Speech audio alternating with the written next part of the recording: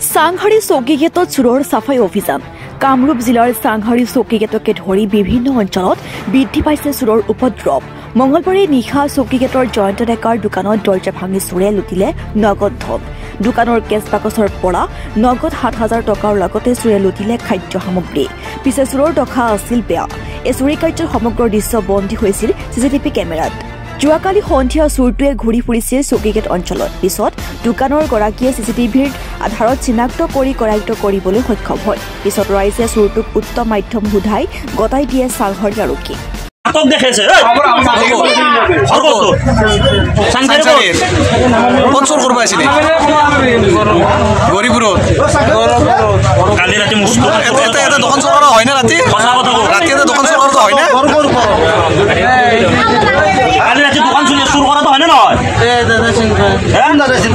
কালি ৰাতি দোকান চুৰ কৰাটো হয়নে নহয়? দোকান কে চুৰ কৰিছিল ৰাতি মোটামুটি প্ৰায় 1:40 মান বজাত দোকানৰ এই আগত মানে মোৰ কাঠৰ দৰ্জাটোৰ তলত যিটো হেৰি কিলি থাকে সেই কিলিটো কাটাৰেদি কাটিছে। কাটাৰেদি কাটি কিনে দোকানত সোমাই আহিছে। বাকী বেলেগ একো বস্তু লৰা নাই।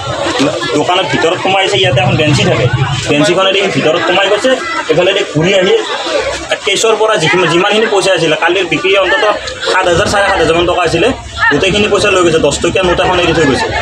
আকৌ সেনেকৈ আহি কেনে দৰ্জাখন লাহেকৈ যিটো কাঠৰ পাটনা আছিলে পাটনাটো আকৌ দি গুচি গৈছে।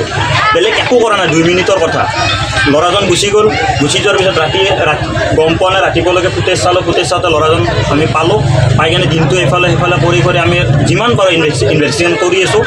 কৰি মেলি লাষ্টত আজি গধূলি আমি প্ৰায় 8টামান বজাত ব্ৰিজৰ তলত ল'ৰাজনক পালোঁ। ল'ৰাজনক যেতিয়া আমি প্ৰশ্ন কৰিলোঁ যে কালি দোকান কেতিয়া আহিছিলে দোকানত চোৰ কৰিব, সেই ল'ৰাজনে কৈছে মোক প্ৰথম কথা কৈছে সি চোৰ কৰা নাই। তাৰপিছত মই ক'লোঁ ভালদৰে ক'তো আমি একটা পাৰো নামাৰোঁ।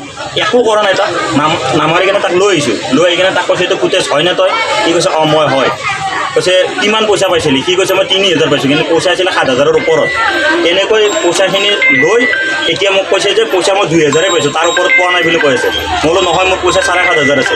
৭,৫০০ বুলি কোৱাৰ পিছত সি মানা নাই।